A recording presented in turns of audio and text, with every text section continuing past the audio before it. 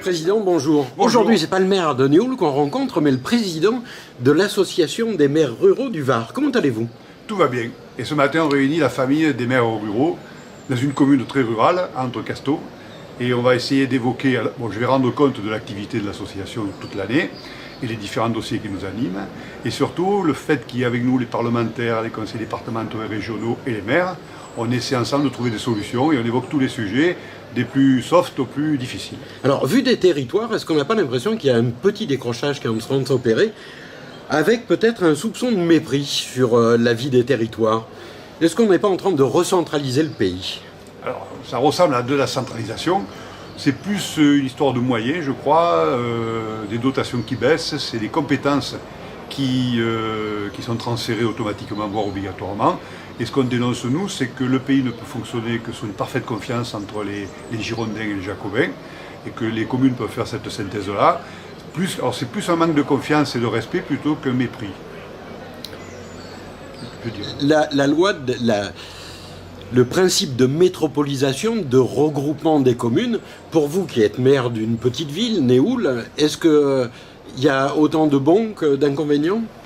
Comment vous le vivez? Un peu mal, parce qu'on a le sentiment que l'esprit associatif que les communes ont manifesté en se regroupant, je vous rappelle pour faire plusieurs ce qu'elles ne pouvaient pas faire toutes seules, nous échappe un peu en termes de gouvernance depuis les dernières lois. Si bien qu'on se sent un peu frustré par le fait que, oui, pour se regrouper, mais pas à n'importe quelle façon, et on souhaite garder la main sur ces regroupements. Mais aujourd'hui, vous n'avez pas l'impression qu'il y a une marche forcée? Oui, ça, c'est obligatoire, hein, oui.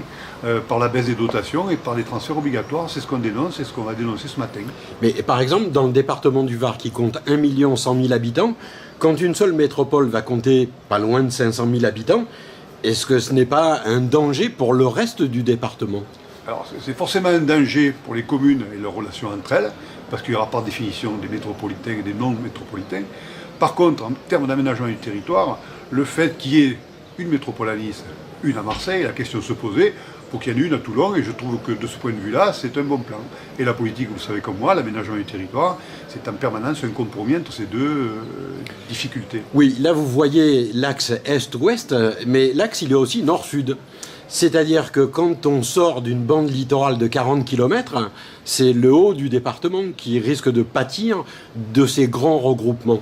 Mais tout le jeu de l'association des maires ruraux, c'est justement d'articuler entre la métropole et les non-métropolitains, en termes de services, en termes d'espace et en termes de collaboration financière.